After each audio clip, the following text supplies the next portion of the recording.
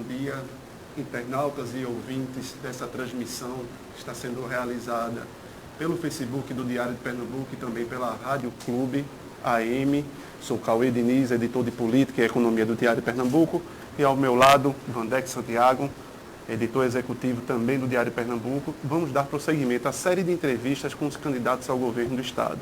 Inicialmente, vamos estar com o candidato Armando Monteiro, do PTB, posteriormente, às 10 horas, Dani Pedrosa, do PSOL, às 11, Paulo Câmara, do PSB, e ao meio-dia, Simone Fontana, do PSTU. Candidato Armando Monteiro, bom dia. Muito bom dia, Cauê. Eu quero cumprimentar a Vandeck, cumprimentar toda a equipe do Diário e agradecer a oportunidade. Eu acho que precisamos muito de debates e oportunidades como essa. Eu cumprimento os internautas e me coloco à inteira disposição. Candidato, me corrija se alguns dos dados que eu vou apresentar aqui estiverem errados. O senhor começou a carreira pelo PSDB, depois o senhor esteve no PMDB e depois, com aquela criação do grupo do GI, né, do Grupo Independente, o senhor teve um rompimento com Jarbas Vasconcelos e com o pessoal que fazia a União por Pernambuco.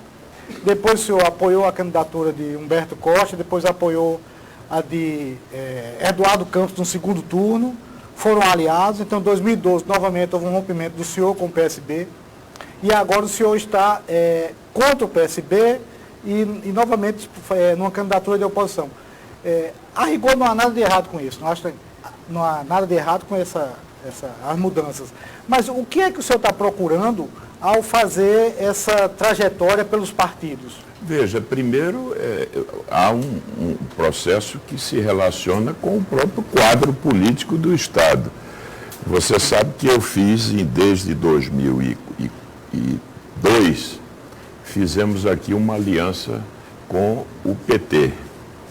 Nessa aliança, eu me mantive coerentemente com o PT até a eleição de 2006. Na eleição de 2006, o nosso apoio a Eduardo Campos se deu no segundo turno. A partir daí foi feita uma ampla aliança do PT, do PSB e do PTB. Eu me elegi em 2010 senador nesse palanque. Em 2014, Eduardo dissentiu do PT e, como sabem os pernambucanos, ele lançou uma candidatura presidencial própria. E eu acompanhei, continuei acompanhando o PT e apoiei a então candidata Dilma Rousseff.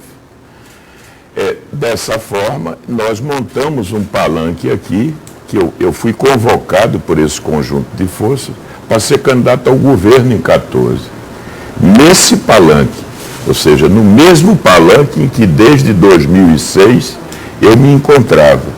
E depois da eleição, eu fui convocado pela presidente Dilma para ser ministro. Portanto, nesse momento, quem dissentiu foi o PSB, que lançou uma candidatura própria. Portanto, eu vejo com absoluta naturalidade, hoje nós estamos reunindo forças em Pernambuco, porque entendemos que esse projeto do PSB está esgotado.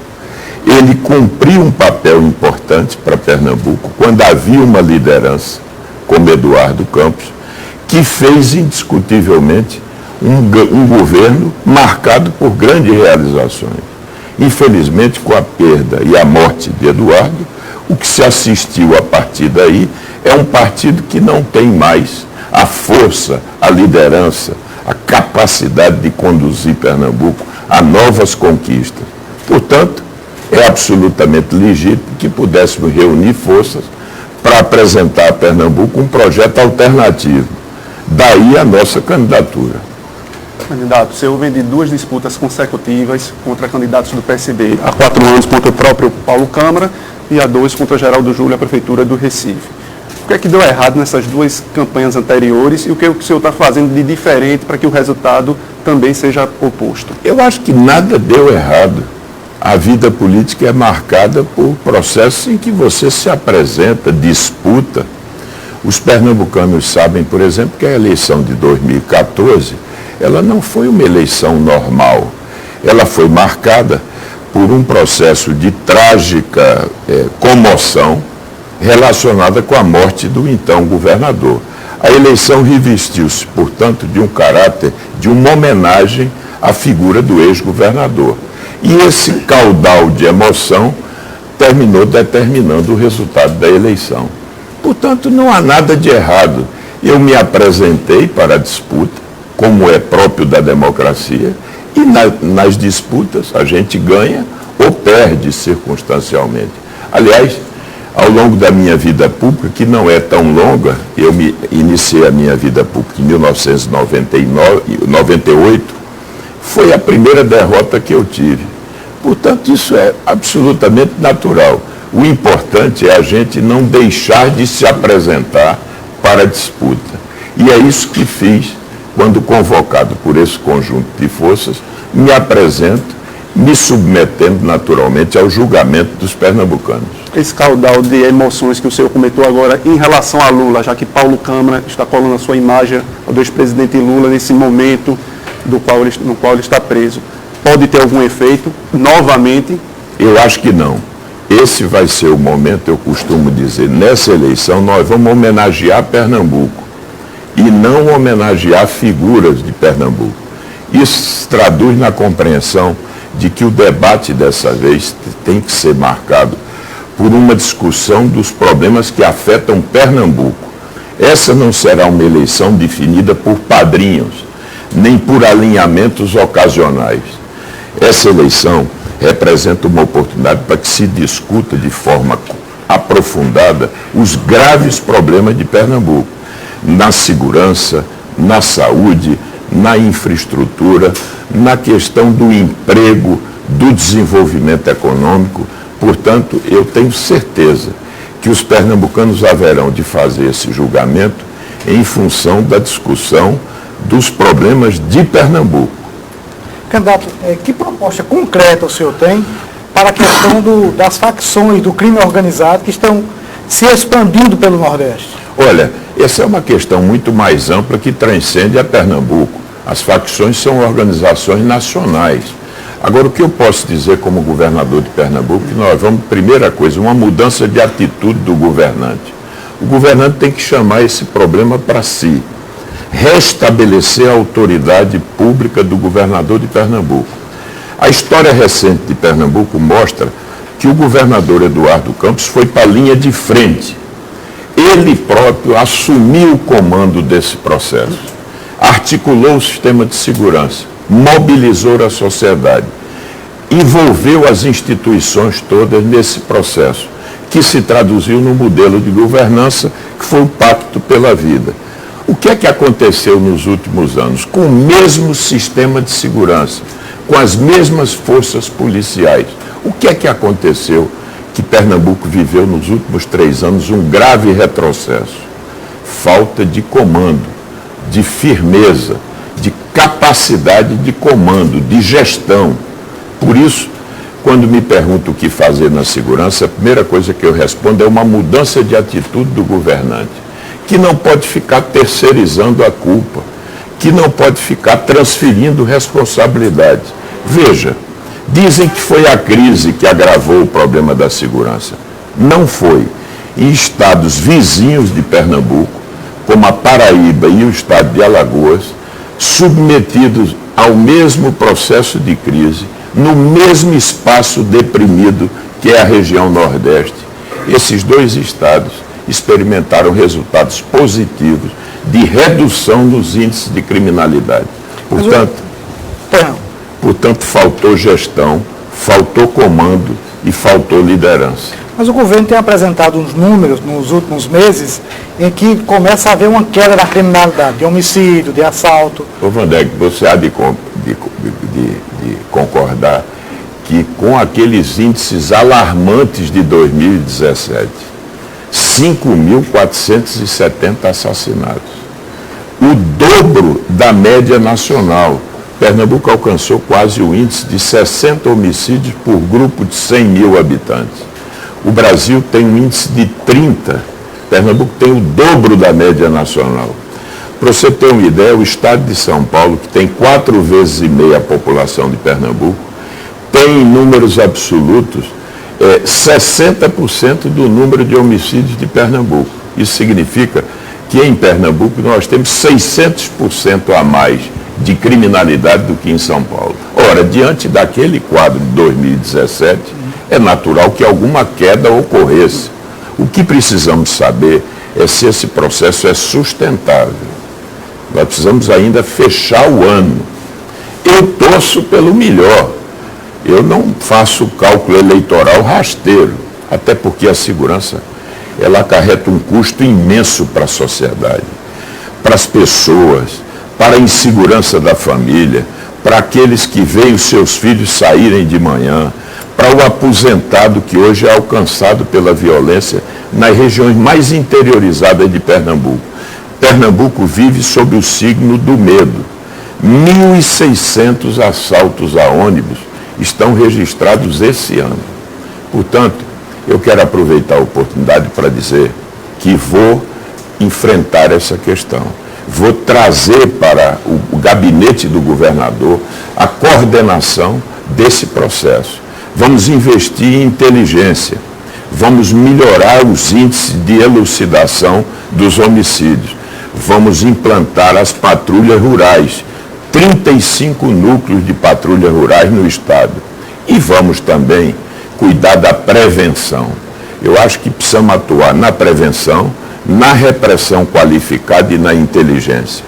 E na prevenção, um olhar sobre as comunidades que têm maior risco, os conselhos comunitários de segurança, todo um olhar sobre os jovens, de como proporcionar melhores condições, de modo que eles não sejam recrutados pela criminalidade.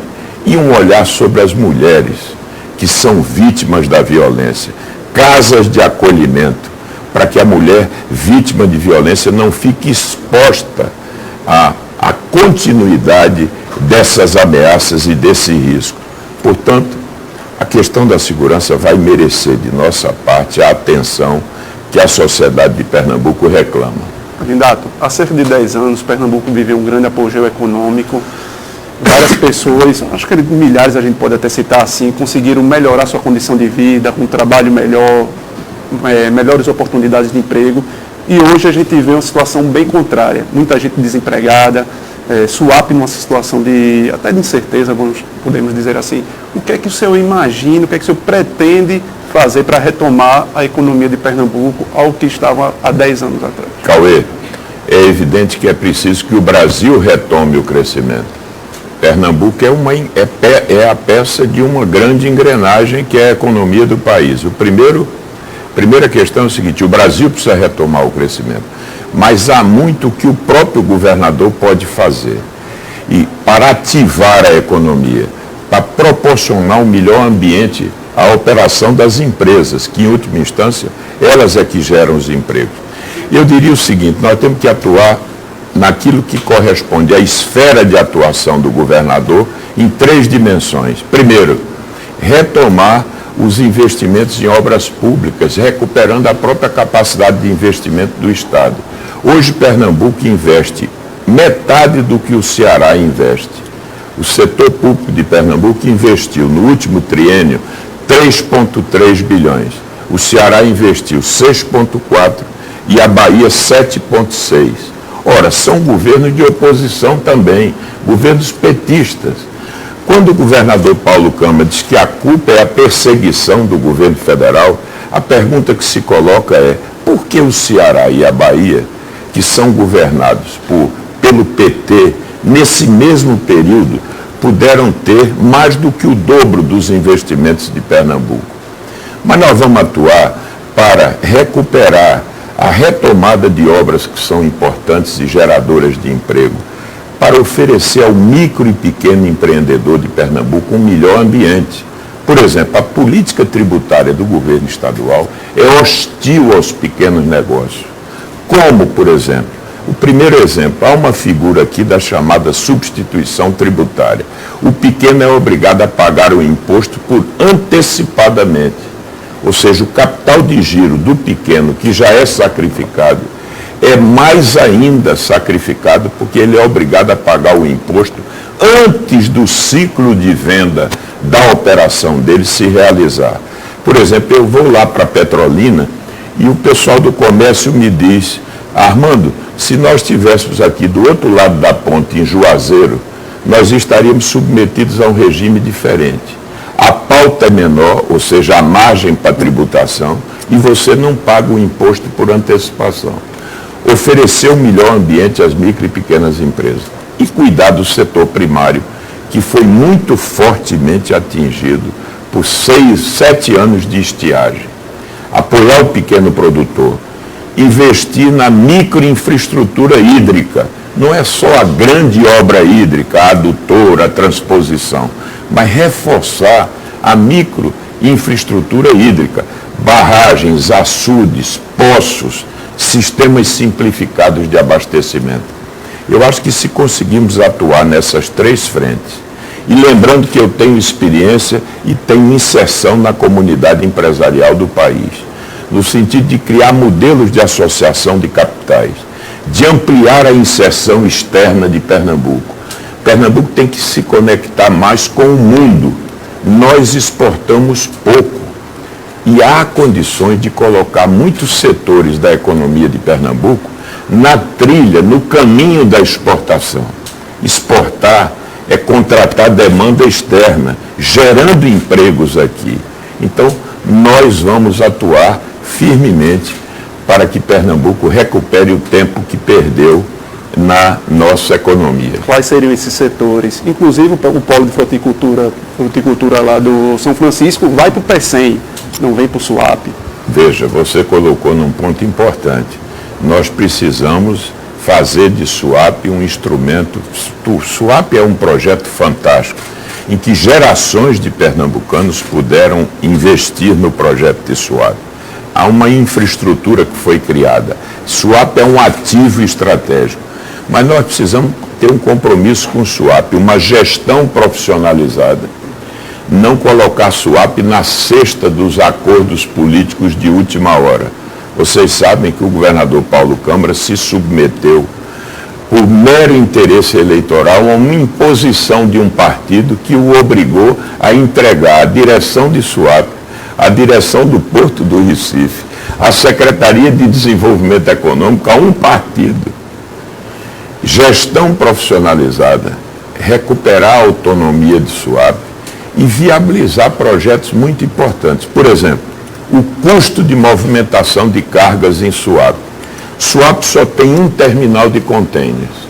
Nós estamos submetidos hoje à lógica da falta de concorrência no porto. Então, o senhor é a favor do segundo TECOM? O segundo TECOM para estabelecer uma concorrência intraporto. E essa concorrência, ao final, vai se traduzir na redução dos custos de movimentação, que é o que a economia de Pernambuco precisa para ser mais competitiva, mais concorrência no porto e melhor infraestrutura. Aliás, sobre isso, Cauê, é impressionante como a infraestrutura de Pernambuco se deteriorou. As estradas de Pernambuco se encontram em péssimas condições de tráfego. Nós vamos ter que sair com um programa forte de recuperação da malha viária de Pernambuco. Isso está acarretando custos, isso está criando transtornos graves para a vida das pessoas. Por exemplo, quando você vai de Arco Verde a Águas Belas, na PE 270, você tem que andar a 15 km por hora. Muita gente que estuda em Arco Verde, eu estava ouvindo uma senhora dizer que a filha gasta hoje 3 horas e meia para se deslocar até Arco Verde para voltar da faculdade. A estrada acabou, a 270. Se você vai para o Pajeú, a 275, que corta o sertão do Mochotó, acabou. Se você vai a Araripina, PE 630, está em péssimas condições. Se vamos a Mata Norte, a PE 70, a PE 62, em péssimas condições. Portanto, nós temos que recuperar a malha viária. O que nos entristece é que ficam dizendo que Pernambuco está pagando as contas em dia, o que não é verdade. Não pagam o pipeiro, não pagam o artista de Pernambuco que fica sem receber o cachê 2 anos. Não repassam o dinheiro da saúde para os municípios. O Estado tem um débito de 200 milhões de reais no repasse do SAMU e da assistência farmacêutica. Portanto, não paga os prestadores de serviço. Tem 1,5 bilhão de restos a pagar. Quantas pequenas empresas hoje padecem porque o Estado não paga ao fornecedor? Portanto, vamos cuidar das finanças com um olhar sobre a economia de Pernambuco. Candidato, vamos falar agora um pouco do micro. O senhor sabe quanto recebe um professor do Estado com 40 horas semanais? Qual é o salário desse professor? Olha, eu devo dizer a você que para os padrões do Nordeste é baixa a remuneração. Aliás, você lembra que na eleição passada eu ousei dizer que se a eleição fosse um concurso de promessas fáceis, eu estava condenado a perder. Porque prometeram dobrar o salário do professor. Paulo Câmara prometeu dobrar o salário do professor. Eu acho que o salário médio deve estar situado, você me corrija, mas acho que deve ser alguma coisa como R$ 2.200. Exato. Agora, o Maranhão, ele conseguiu colocar já nesse ano um salário para esse professor de 5.750. O senhor acha viável colocar isso também em Pernambuco? Não, Wander, que eu não quero fazer isso. Eu não vou reproduzir o que eu considero deplorável, que é a mentira e você falsear. O que eu prometo é que dentro da realidade orçamentária do Estado, os ganhos de arrecadação que foram obtidos pela retomada do crescimento nos apontarão a necessidade de valorizar alguns profissionais do setor público que são essenciais. O da educação tem que estar em primeiríssimo plano. E o pessoal da área de segurança também. Porque nesse momento isso é essencial. Mas eu não vou assumir aqui de maneira irresponsável salário para depois ter que ficar dizendo que não cumpriu uma promessa. Agora, vamos valorizar os professores. Isso irá se traduzir num padrão de remuneração e de recomposição dos salários ao longo do tempo. E vamos falar de formação continuada. É preciso garantir ao professor a oportunidade de que ele continue a ter formação. Porque Pernambuco precisa melhorar o desempenho na educação. Duas instituições que são bastante importantes para Pernambuco, o aeroporto dos Guararapes e a Chesf, estão na cartela de privatizações do governo federal. O senhor é a favor? O que é que o senhor... Cauê, a do aeroporto sou plenamente a favor. E veja, eu comparo com o aeroporto de Salvador. Lá estão sendo realizados investimentos importantes para a duplicação da pista, etc. Eles passaram para o setor privado. No mundo inteiro, o setor privado opera aeroportos. Agora, precisamos ter cuidado na privatização para não colocar o nosso aeroporto, que é uma joia, numa cesta com aeroportos ruins para desvalorizar esse ativo de Pernambuco. Então o senhor é contra o modelo que foi adotado? É, contra o modelo, mas eu não vejo nenhum problema em fazer a privatização. Agora, já em relação à Chesf, é preciso fazer uma discussão com muito cuidado. Primeiro, é preciso que um governo legitimamente eleito possa fazer uma proposta.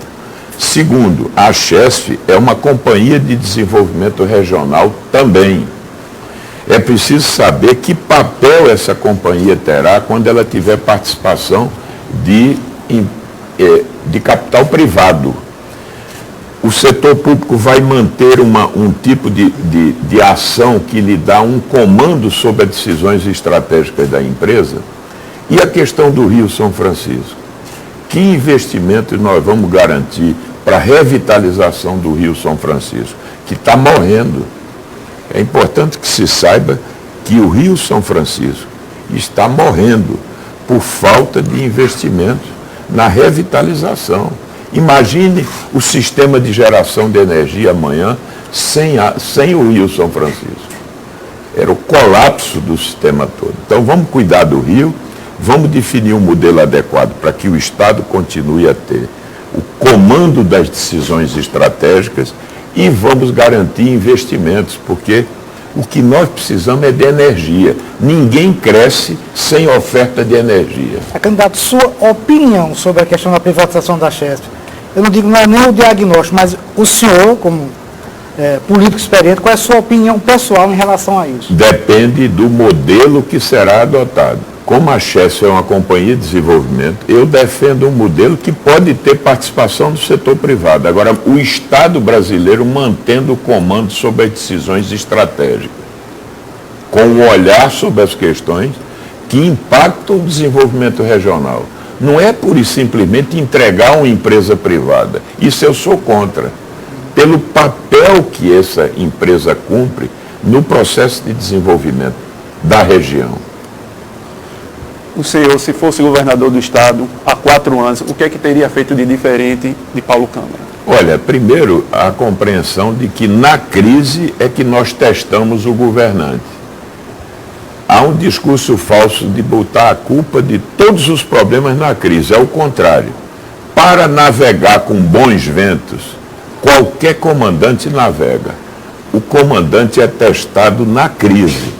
Na crise é que ele tem que ter a capacidade de eleger as prioridades corretas e de dialogar com a sociedade e mobilizar a sociedade em torno dos seus objetivos. Eu teria atuado de maneira diferente na segurança. Eu teria tido maior articulação externa para viabilizar alguns aportes de recursos externos. Por exemplo, o Ceará e a Bahia conseguiram muito mais recursos externos do que Pernambuco. Falta voz de Pernambuco no cenário nacional. Pernambuco perdeu força. A presença de Pernambuco hoje é débil, é frágil. Isso todos nós percebemos lá no Congresso Nacional. Mas isso é resultado exclusivamente do governador ou a figura dos parlamentares pernambucanos poderia ajudar? Olha, o governador tem um papel insubstituível de articulação com a bancada. Eu já estive em várias reuniões da bancada para discutir projetos de Pernambuco e não vi o governador nessas reuniões. Candidato, o que é que o eleitor pobre, o que é que o pernambucano pobre pode esperar do seu governo? Olha, primeiro, um grande empenho para a gente retomar o crescimento. Sem crescer, nenhum problema tem solução. A gente precisa crescer, recompor investimentos na área social. Por exemplo, o Chapéu de Palha é um programa importante, eu reconheço como tal. Ele foi diminuído drasticamente. O Mãe Coruja, que é um programa premiado pela ONU, tem 1/3 do orçamento que tinha em 2014. O programa Atitude, que é tão importante para recuperar os jovens que estão hoje sofrendo com o crack, foi drasticamente reduzido. E eu quero cuidar da educação fundamental, né? Da educação infantil, da pré-escola e da educação fundamental. Vejo com preocupação a propaganda falsa na televisão que diz que Pernambuco tem a melhor educação do Brasil. A educação é um conjunto, é o ensino fundamental e o ensino médio. Nos anos iniciais do ensino fundamental, Pernambuco está na 20ª posição do Brasil. 20ª posição do Brasil. Confirmada pelo IDEB ontem. Nós éramos 18º, caímos para 20º. Nós precisamos investir para melhorar o ensino fundamental, que é decisivo para o itinerário de formação. Nós precisamos conectar mais o ensino médio com o ensino técnico, para que o jovem possa se inserir no mercado de trabalho já nessa fase. E precisamos de mais tecnólogos, para que o conhecimento não fique retido nas universidades, mas que ele possa gerar valor para a economia e para a sociedade. Em suma, acho que temos uma agenda densa e desafiadora, mas sinto que nesse momento Pernambuco precisa mudar. Senador, o senhor tem agora o seu 1 minuto de considerações finais. Olha, agradecer essa oportunidade, dizer que eu espero que o debate que vai se realizar agora seja um debate elevado, respeitoso, que trate das verdadeiras questões de Pernambuco, que não se pretenda reduzir a eleição a um jogo de espertezas, de rótulos. A eleição de Pernambuco não pode ser dos marqueteiros. A eleição de Pernambuco tem que ser dos políticos na melhor acepção da palavra. Ou seja, a política como algo que se destina a transformar a sociedade. Portanto, para fazer um debate desse nível, eu estarei sempre disposto. Muito obrigado ao Diário por essa oportunidade. Obrigado, candidato, pela participação. Obrigado também às pessoas que nos acompanharam através do Facebook do Diário de Pernambuco e também da Rádio Clube AM.